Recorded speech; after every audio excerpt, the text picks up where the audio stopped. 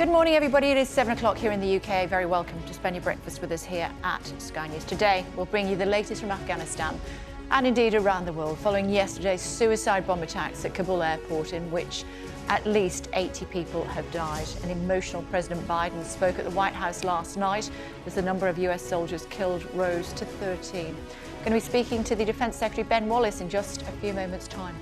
Also this morning for you, we'll hear from the former Afghan interpreters for the British Army who say they're being denied a seat on rescue flights to the UK. More on that. And the last rescue flight landed in Germany early this morning. Officials in Berlin say just too dangerous for them to carry on. It's Friday, the 26th of August. The rescue goes on for the Brits and Americans continuing flights from Kabul despite yesterday's suicide bombing. These are live images from Kabul airport. We will respond with force. An angry President Biden says the United States will take action against those responsible for the attacks. We will not forgive. We will not forget. We will hunt you down and make you pay. Here in the United States, the politicians are reeling after one of the deadliest days in the Afghan campaign. Meanwhile, thousands are still waiting to leave Afghanistan. Evacuation flights will still continue here to Doha, but getting out safely is now much more complicated. Changing times, American military officials confirm they are now cooperating with the Taliban against Islamic State. And it's looking fine and settled for today, and it looks fine as well for the bank holiday weekend. But there will be a fair amount of cloud around as well. I'll have the details for you later.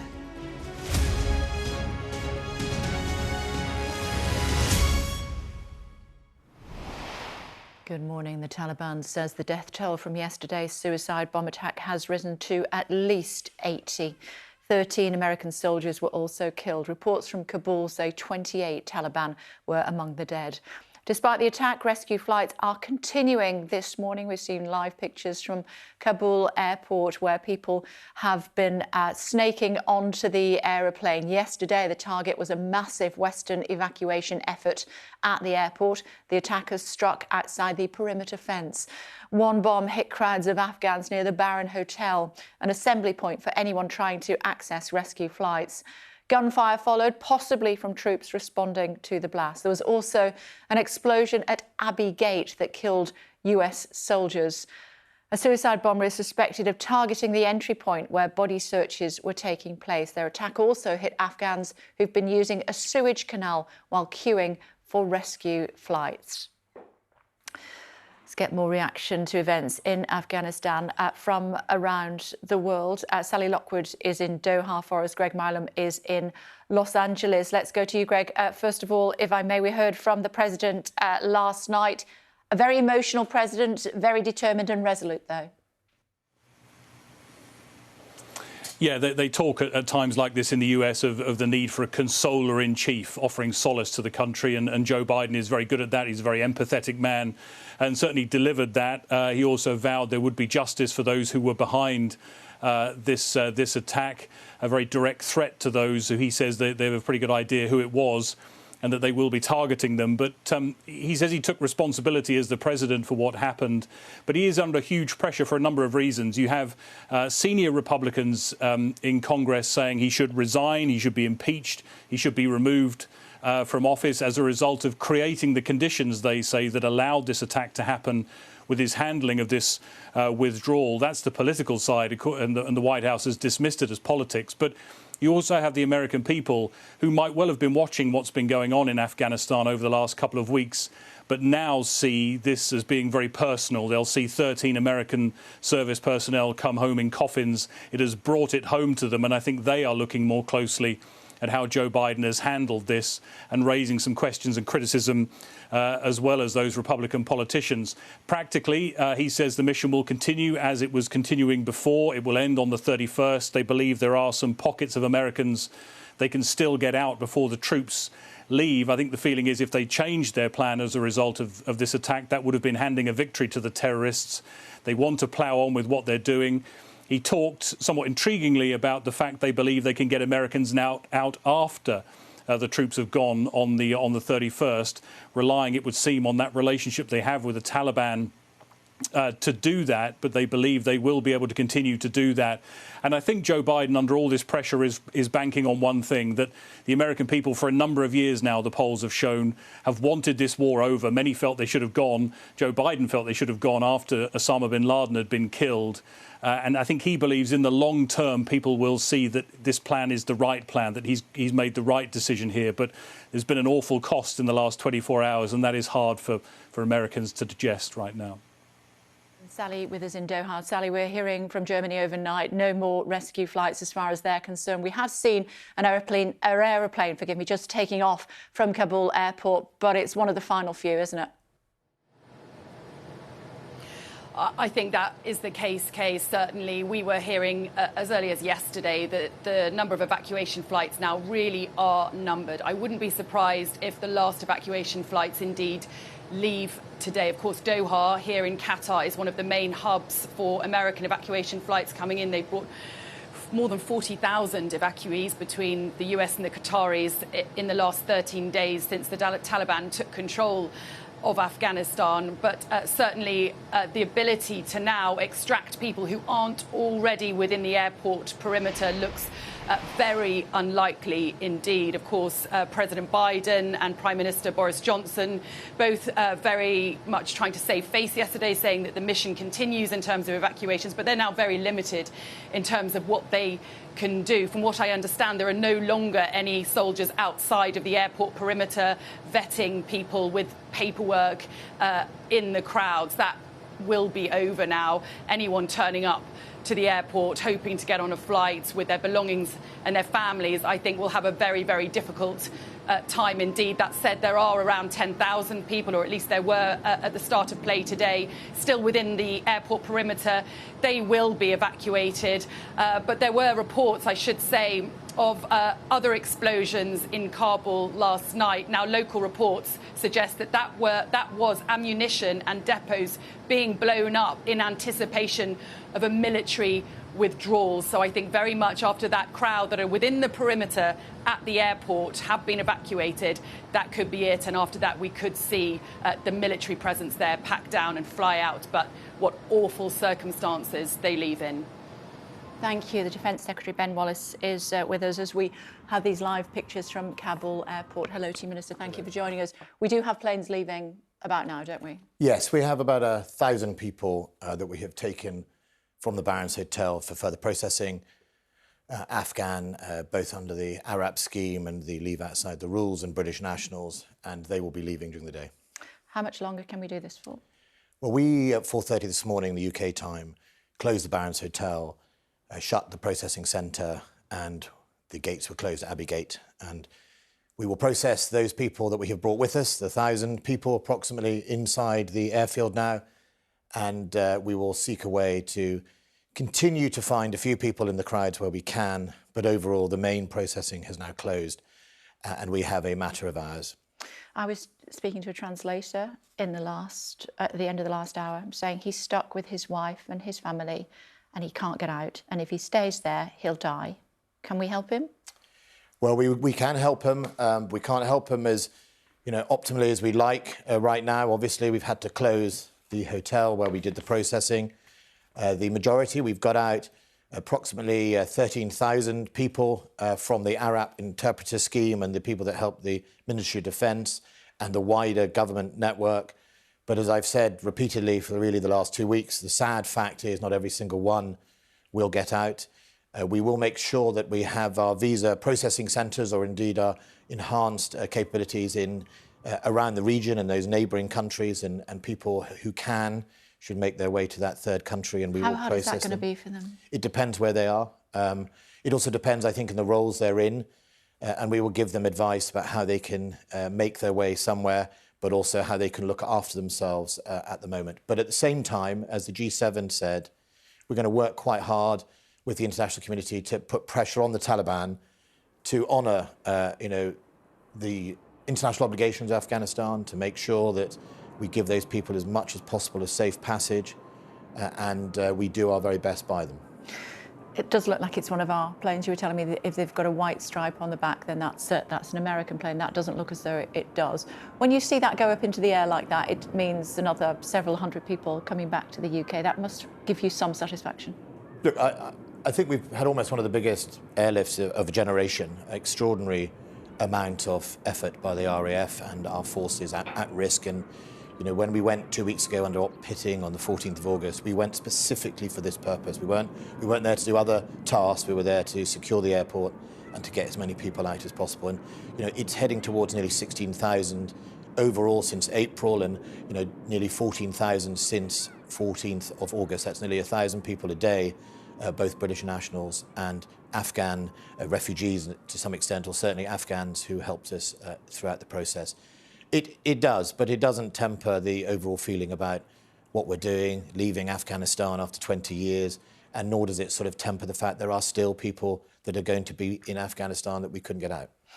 Given that you've closed the processing centre now, not least because there was an explosion outside the hotel, which is where one of the processing centres was, how many more planes before that's it? I don't know the slots, but roughly they were running at 8, 9 a day, UK planes. You saw those big planes there taking off the C-17s. We could, if we have to, vary the number of people allowed in it. We could break all the regulations. I authorised early on a loosening of the regulations so we could pack people in if we had to. That was, you know, the risk I thought was the right to take, so we can do that. We have to now start removing the 1,000 British forces. They have to get out as well. The amazing work that they've done from 16 Air Assault Brigade, the Parachute Regiment, and indeed the other regiments supporting them, the Yorks and the Rifles, have done an extraordinary job. And so they have to get out as well. Out by the 31st or before? Before. I'm not going to give you, for operational reasons, the actual date, but the US have been very clear they're going to leave on the 31st of August. The one thing I would... We're moving out before then? Yeah, we have to. They will be the last people out. And my thoughts today are with the families of the 13 US soldiers killed yesterday, and indeed the approximate 80 to 90 Afghans killed as well. Those are, we shouldn't forget, with all the turmoil that we see in the United States at the moment, the US put the overwhelming force into that airport to help us secure it. Over about 5,000 to 6,000 troops, and it is US troops who died yesterday protecting that operation. And I think we have to be thankful for that and grateful that they have enabled us to do much of what you're seeing on the telly. And should we grieve for the Taliban fighters that died as well? I grieve for all loss of life that is unnecessary. I think it is pretty awful what has happened to Afghanistan in 50, 60 years, both with the Soviet invasion, its poverty, the death we've seen on the streets, the huge loss of life of the Afghan army. We shouldn't forget the brave Afghan army that stood in front of the Taliban lost nearly 70,000 people fighting them. And I think we shouldn't forget that. And the Taliban have been our adversary, have been our enemy over those last 20 years. They have killed over 400 British soldiers in actions. So I'm not going to sit and say that I am pleased by what I see today and yesterday with the Taliban. What I would say is that the loss of life, the attacks by people like ISIS. I mean, what purpose was that going to serve, to blow up innocent people, or all people standing trying to leave the country under a humanitarian flight? That is a truly evil spectre that we face in the name of ISIS. It's why ISIS is something we take on all over the world, where it poses an imminent threat to the United Kingdom. What's intelligence saying about any other threats in the next couple of days or so? Well, the threat is obviously going to grow the closer we get to leaving. I think in a generic form, the narrative is always going to be, as we leave, certain groups such as ISIS will want to stake a claim that they have driven out the US or the UK. And I think what I should make clear to your viewers is that we closed the Barons Hotel almost exactly on schedule. The explosion was horrendous, but it didn't hasten our departure. We were going last night. And that was always going to be once the US had decided that 31st of August was the final date. OK. But as far as live threats are concerned, is there any intelligence to say that there's concern? Well, we have a range of intelligence. There's quite a lot of threat out there. That's why we think there's a highly likely and even greater risk of attack to our forces and to Afghans. It's why Yesterday, the Foreign Office, beginning of the day, issued the stay away from the airport. As soon as that became real, there was a very clear warning. Now, that's easier said than done if you were one of the thousands around the gate. And in fact, the night before, the British Army and others had pushed away from the Barons Hotel, a standoff area, so up to about 300 metres away from the Barons Hotel. And that is, in fact, where the bomber detonated, we think, himself at that standoff. So, you know, in recognition of the amazing work our armed forces did, if they hadn't pushed that perimeter further out, I think we could have been in worse place. But of course, the Americans, we shouldn't forget the loss of life from them. They'll be sending back 13 men and maybe women who died in action. And I think that is a real something very sad for us all. What is the latest on casualty figures? Do we have one? So sadly, an American died overnight. My understanding is it is currently at 13 killed in action, United States service personnel, considerable number of injured. That is obviously to be firmed up as a number. And about 60 to 80 Afghans also tragically lost their lives. And they will have included, obviously, families waiting in the canal or by the canal for processing. And the UK military? We were very lucky. We've had no deaths as yet from both this operation and indeed yesterday. But of course, that is, you know, good professionalism. But it's not all in the hands of our soldiers. It depends what the bombers went. It could have been us. It could have been us. Are the Taliban our foes or our allies? Well, I think at the moment what I'd say is the Taliban are running the country, and that is a simple fact. And we find ourselves in that country, and we have to extract. Once that is over, we have to make a decision about our relationship with the Taliban. We want Afghanistan to hold to its international obligations that it signed up to under the former government. We want to make sure that the Afghan government or regime that it becomes doesn't host al-Qaeda, does something about ISIS, and lives to its actions, that it proves with its actions that its new words mean something. I think the jury's out on that. I think for now they have, you know, at local level, our forces have engaged with them and they have given us space to get people out. But as you've seen in the last 48 hours, they've started to tighten that screw, turn back Afghans. They've let through British passport holders, but they've been turning back Afghans. A couple of points before I let you go. I know you're very busy this morning. The US has said that it's sharing intelligence with the Taliban, including biometrics, to try and find out what's getting people in and also concern about further attacks. That's quite a dangerous thing to do, isn't it? Well, I mean, I can't speak for another country. What we do what I'm saying is that what we would do? In our country, the rules of how and who we share intelligence with are guided by regards for human rights. We are very cautious about how we share intelligence with a nation who doesn't have the same human rights standards with us. Obviously, we have to find sometimes a pragmatic way through if it means we deal with an imminent threat to ourselves. But overall, we have lots of rules that govern that. We can't just hand out intelligence to people as we feel it. But look, we're in the business of leaving Afghanistan today and over the next few days. And I don't think, you know, if there's an imminent threat to life, so let's say we know someone is coming with a bomb directly towards us or towards other Afghanis. And we knew that yesterday.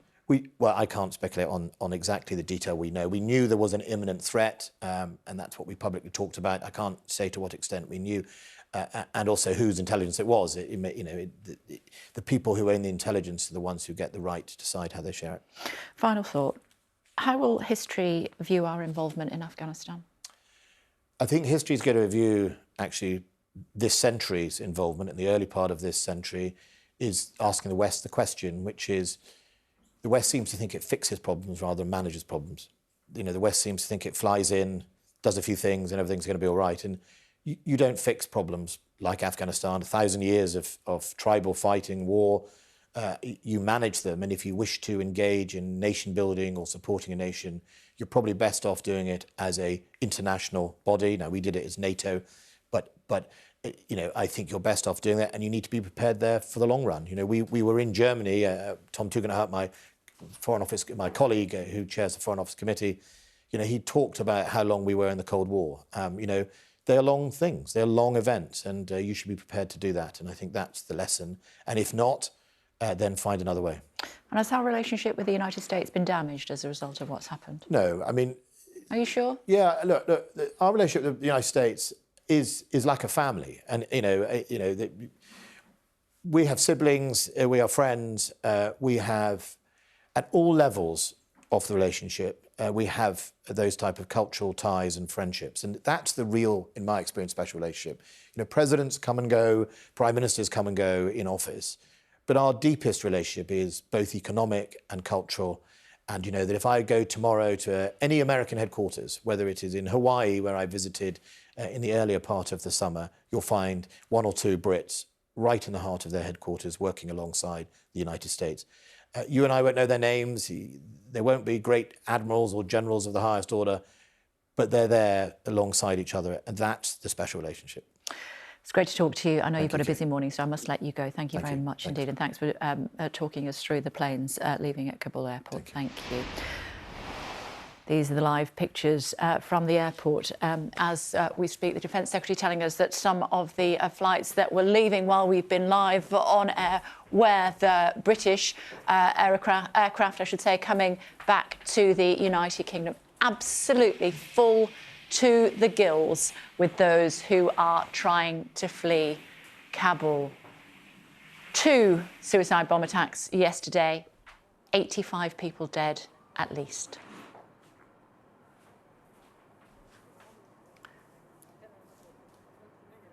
Well, after the deaths of those 13 American personnel at 7:45, I'm joined by Lieutenant Colonel Daniel Davis, who served 2 tours of Afghanistan with the US Army.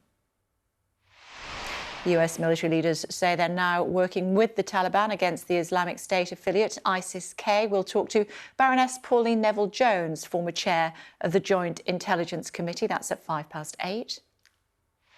And British troops continuing to rescue operations at Kabul airport, as we've seen. We'll get the thoughts of General Lord Richard Dannett, the former Chief of the General Staff. That's at 8:20. We heard from President Biden last night. He said, "We will hunt you down and make you pay." He made those comments. He was very, very angry, sometimes emotional at the White House news conference last night. The deaths of 13 American troops in yesterday's attack. It's one of the deadliest single incidents in the history of the recent Afghan conflict. From Washington, Mark Stone reports. After a day out of sight absorbing the unfolding events, the president emerged to address the nation. A tough day. With details of what had happened.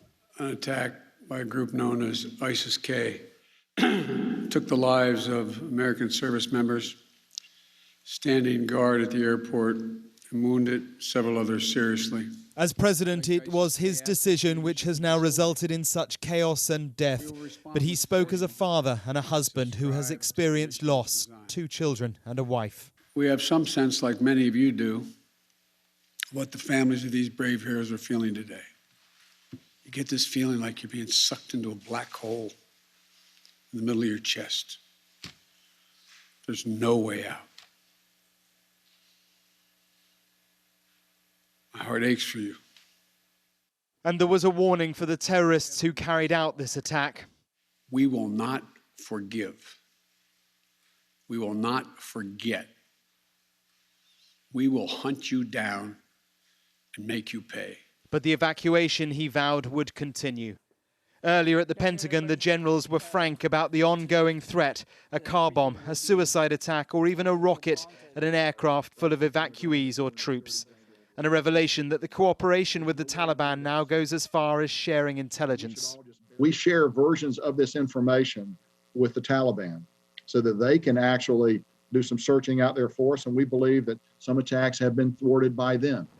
From behind this White House door in the West Wing, President Biden now has new calculations, new challenges, and a responsibility that he accepts is his.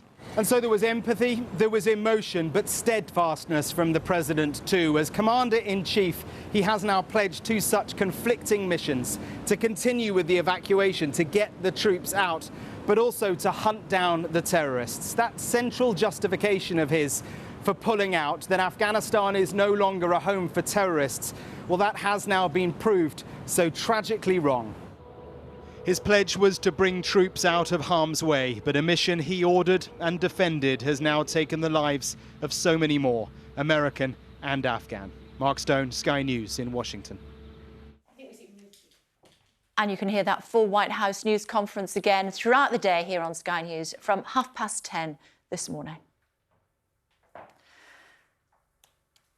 Meantime, the Prime Minister said yesterday, despite the bomb attack, rescue flights to Britain would continue for as long as possible. Hearing from Ben Wallace, though, the Defence Secretary, within the last few moments, it looks as though it's just a matter of hours now. The processing centre has closed down at the Barons Hotel. About 1,000 people are in the system. One or two others who are trying to get to the airport could also be swept up. But apart from that, it is over. The last few flights coming out very shortly. RF Bryce Norton, Shaman Freeman-Powell is there for us. So some more flights coming in. We've seen them leaving Kabul, heading towards where you are, but not many more to come, Shaman.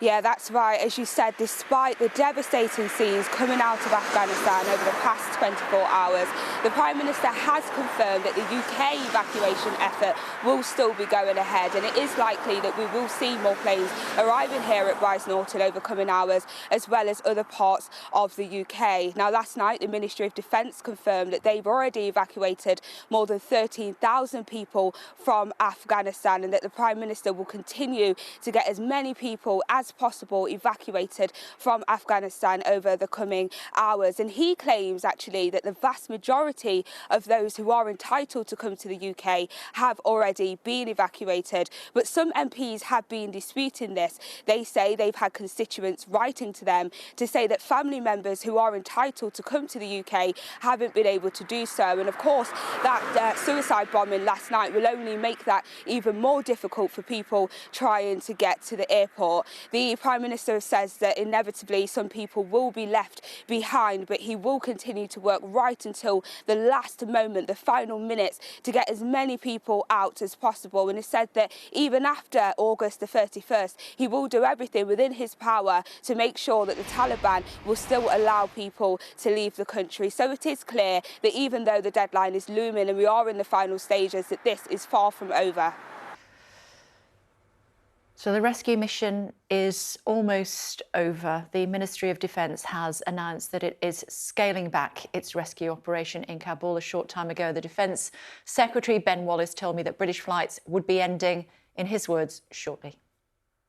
Well, we, at 4:30 this morning, the UK time, closed the Barons Hotel, shut the processing centre, and the gates were closed at Abbey Gate. And we will process those people that we have brought with us, the 1,000 people approximately inside the airfield now, and we will seek a way to continue to find a few people in the crowds where we can, but overall the main processing has now closed, and we have a matter of hours. So 1,000 people inside the perimeter of the airport. They will be on flights back to the United Kingdom. One or two that are in the crowd outside potentially will also be able to return. After that, the Brits are pulling out of Afghanistan after 20 years. It's over. Taliban says the death toll from yesterday's suicide bomb attack has risen to at least 72, with 13 American service personnel also killed. The Defence Secretary said he was shocked by the attack. What I would say is that, the loss of life, the attack by people like ISIS, I mean, on what purpose was that going to serve, to blow up innocent people, or all people standing trying to leave the country under a humanitarian flight? That is a truly evil spectre that we face in the name of ISIS. It's why ISIS is something we take on all over the world, where it poses an imminent threat to the United Kingdom. Tamara's here. Tamara, you were listening to the Defence Secretary as we look at these pictures from Kabul. He was basically saying it's almost over. Yes, this is the end game now, and the planes that do take off from Kabul airport, you can see there, will be people who are already in the airport, British nationals and Afghans who have already been processed. There will not be any more people coming through that processing centre. Essentially, for those crowding outside the airport perimeter, the hope has been extinguished now of them getting into the airport, showing their documents and getting on a plane. The Defence Secretary didn't rule out the odd person being picked out of the crowd, but he said it was not worth people coming to the airport speculatively. That is something they've had a huge struggle with over the last few days, people coming speculatively without the right documents, potentially holding up people who are eligible to walk onto a plane. But around 1,000 people now in the airport will go. Everybody else will not go. And we expect that to be a matter of hours. And we saw a British transporter taking off. We saw people snaking onto the back of that transporter. We're also hearing from Ben Wallace that he's given the authority for people to be basically rammed into those aeroplanes, sat on the floor with ropes between them so they can get as many people in as they possibly can. But after today, it's done. It sounds like that. They will not confirm the official end of the operation or exactly when the final troops and kit will be leaving Kabul, but it's in the final hours now. And it was interesting that the Defence Secretary confirmed that the closure of the processing facilities at the Barons Hotel, which is the hotel next to Kabul airport, has closed on schedule. Of course, they didn't tell us the schedule, but that it was planned that it would close now ahead of the American pullout on Tuesday. He said that yesterday's attack has not hastened our departure and that British troops will bravely continue with the evacuation despite, of course, the hugely dangerous conditions that they're working in. One also wonders what happens as far as the hardware is concerned. Is it a scorched earth policy? Do they try and get it out of the country? Because we know that an awful lot of the military hardware, as far as the US is concerned, has found itself now in the hands of the Taliban. Well, the government have not confirmed anything. The MOD has not confirmed anything, but we know that there's obviously got to be difficult decisions made about whether you put helicopters onto transport planes or whether you prioritise people and you then destroy some of that hardware in Kabul. And this has been much discussed in the US because the US have a much larger number of American nationals and American green card holders who are still in Kabul, and many of them may still be in Kabul after Tuesday. So there's been a very sharp debate across the Atlantic about how much kit is brought home, but of course massive criticism as well by Republicans that some of this kit that we used to give to the Afghan army is now in the hands of people who were, until a few weeks ago, our sworn enemies. Tuesday being the 31st of August, of course. Bear with us, if you would, please, Tamara, because I want to bring in Sir Nicholas Kay. He's UK Ambassador to Afghanistan, Somalia, Sudan, DRC, Democratic Republic of Congo, of course. You're looking at these pictures, Sir Nicholas, with us. We have seen a transporter take off, presumably with several hundred people on board, heading towards the United Kingdom. But we're hearing from the Defence Secretary saying it's a matter of hours now, and then we are out after 20 years. Your reaction to that, first of all? Yeah, thank you, Kay. I mean, these are very, very sad and dangerous days that we're going through now. And I think the final days of this evacuation will be even more tense and more dangerous. The risk of attacks is not over, unfortunately. So, yeah, tense, difficult. What I hope from the bottom of my heart, though, is that this is not the end. After Tuesday, 31st of August, Afghanistan is not going to disappear, and nor are many of those Afghans who already have either the right to relocate to other countries or the strong wish to do so. So we really do need to start to focus on how this relocation of Afghans can continue after the 31st of August through civilian means, through reopening the airport, and through cooperation with the Taliban. And that's the immediate priority, but there's plenty of other priorities which I hope will see us remaining engaged in some way in Afghanistan. Eerily calm at the airport at the moment. The last 1,000 people to be airlifted out by the Brits are now inside the perimeter. It's a very, very dangerous situation, the other side of that perimeter fence, isn't it? It is. I mean, what we've seen is that the ability of the Taliban to provide security, control the city, is far from perfect. These are not well-trained forces. It's a huge city.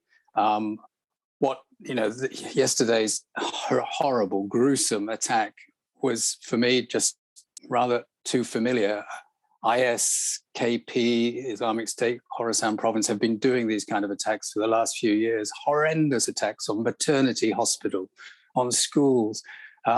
So what the difference now is there is no capability on the ground, or much reduced capability to deal with it. The US and UK and others were working very, very closely with Afghan security and intelligence forces and foiling and deterring and neutralizing many of these threats over years. Now that capability has gone. So, Nicholas, what fate are we leaving those two that are left behind and can't get on these planes? Very mixed. I mean, I'm not one that believes that the Taliban have changed. I believe they have learnt what they should be saying and how they should be presenting themselves. But I think we need to judge them by their actions. And it is also unclear, this is nearly 2 weeks after they came into the city. I get the sense they're struggling, actually, to be coherent and to get in place a government. They haven't yet got a government with appointed people. They are finding the same challenges as anyone in charge in Kabul. How do you bring a very diverse, disparate nation together? How does everybody, every stakeholder get the share that they think they should get? And that extends also within the Taliban ranks itself. There are divisions there. Okay. So Nicholas, as I chat to you, sorry to interrupt you, this is live pictures from Kabul airport. This is obviously a charter flight that is coming in. We know that it's really only the Brits and the Americans that are running those charter flights anymore. A few lucky people, perhaps animals, will be on board that aircraft. But also watching these pictures will be not only the Taliban, but also ISIS-K, this group that's accepted responsibility, claimed responsibility for what happened yesterday. What is the relationship between the Taliban and ISIS-K? Are they sworn enemies?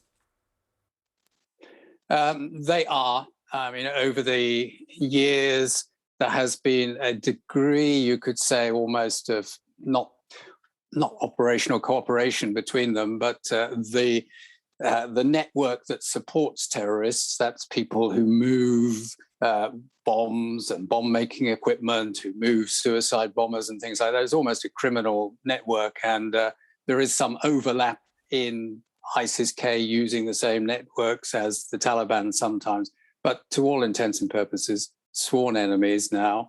And it is one of those ironies that now, potentially for the US and the West, the Taliban are allies against IS in Afghanistan. And if we are serious now about continuing counter-terrorism work in Afghanistan to stop Afghanistan being a haven for international terrorists, and IS are international terrorists, then we may need to reinforce cooperation with whatever government emerges. And that is part of the challenge. There is no government yet. For now, though, Sir Nicholas, the air corridor looks as though it's almost closed. What about the land borders? You know the area well. How difficult would it be to get over a land border? I mean, the land borders are traditionally popular and choke points. There's huge crowds already at the southern land border, Spin Boldak, south of Kandahar, and the border across to Pakistan as well after Jalalabad is crowded and open.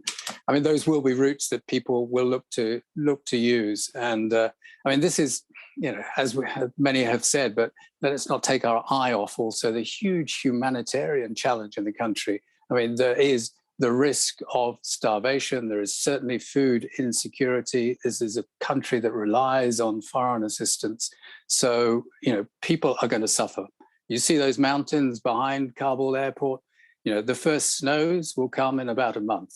And, from then onwards, it gets harsher and harsher. So, Afghanistan is facing, multiple challenges now, both humanitarian, political, and terrorist. And for my money, that is a very good reason why the UK and other nations should still remain engaged. And I hope we will find a way to keep open at least some office in Kabul.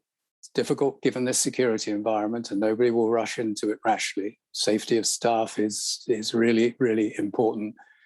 But I believe we should remain engaged to pursue humanitarian interests, to pursue terrorism interests in the region. OK. Sir Nicholas, thank you for joining us on the programme. A very challenging time for all involved. Thank you, Sir Nicholas. We appreciate it. That charter jet has now landed, as you can see, at Kabul airport around about 45 minutes after a British transport flight took refugees, both Brits and indeed Afghans eligible to come to the United Kingdom, out of Kabul. It is one of the final flights that left. We heard from the Defence Secretary speaking to us on this programme that 1,000 people have been processed. They're now within the perimeter of the airport. The processing centre, which was about half a kilometre or so away, that has now been closed down in the early hours of this morning as far as the Brits are concerned. Anybody that is coming to the United Kingdom, bar one or two people who might be outside the perimeter of the airport and can be easily identified. Apart from that, the operation by the British government is almost over. Within a matter of hours, it will be done, says the Defence Secretary.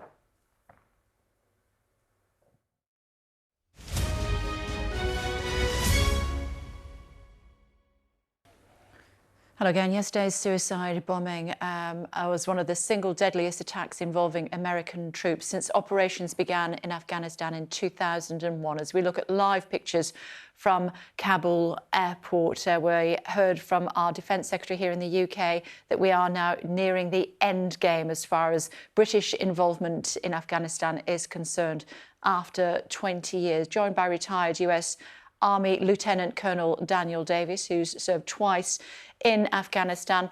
Good morning to you, sir. I'm not sure if you can see these live pictures as we're speaking to you.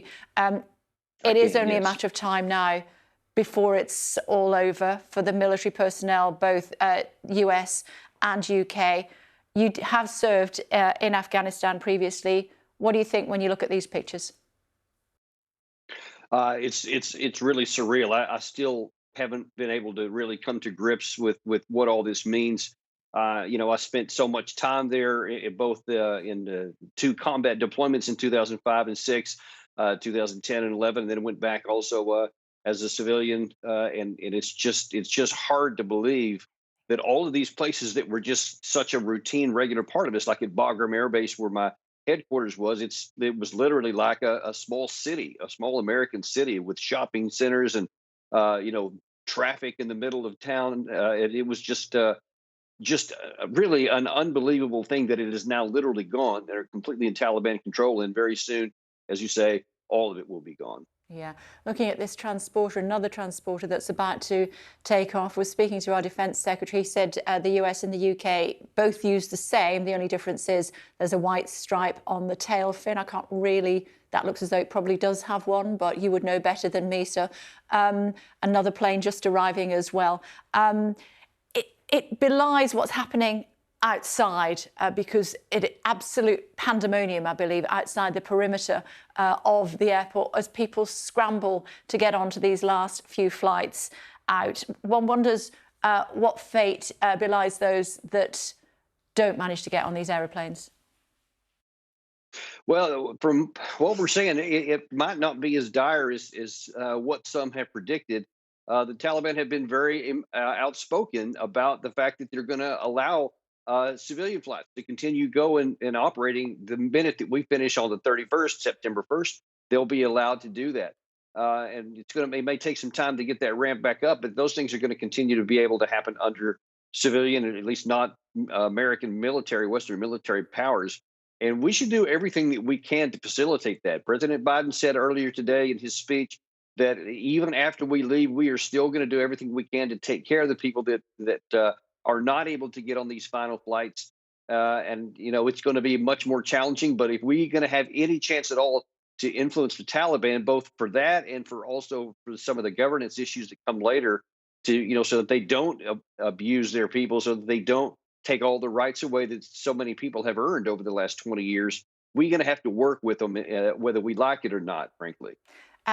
They have said quite a lot of things already, including they've changed, they're going to treat women differently, they won't be going door to door to seek retribution against those that work with the Allied forces. Quite a lot of those promises have not stood the test of time, it being less than 2 weeks since they said that. Are you saying that we should take them at their word when they say that they are going to open the commercial side of the airport? Right. I mean, there's nothing to take. There's no word to take. We just have to do what we can to influence them. The fact is, we lost this war. We are out within just a few days. So it doesn't matter whether we trust them or not. It only matters what they're going to do. And that's why I say it's so important that we do whatever we can to have as much influence, positive influence as we can for the people of Afghanistan, for those people who still need to get out. And no, we can't trust anything they say. It is 100% going to be watching their deeds. That's the only thing that's going to matter. OK, we appreciate you staying up late for us in Washington, early hours of this morning in Washington. Thank you for joining us on the programme this morning. My pleasure. Thank you. Almost 5 to 3 in the morning in Washington. It is 24 minutes past 11 in the morning in Kabul. Looking at these images, another plane that is taxiing, ready for takeoff. We've seen another transporter aircraft taking off with several hundred people on board within the last hour. We've seen a couple of other aircraft arriving at the airport. But we did hear from our Defence Secretary. If you're just tuning our way this morning, he did tell us that it is a matter of hours now before the British operation in Kabul is over. They've closed the processing centre, which was just outside the airport perimeter. About 1,000 people have now been moved inside the perimeter of Kabul airport. They will be airlifted to the United Kingdom within the next few hours. Then after that, within a matter of hours, according to the Defence Secretary, the mission after 20 years is over.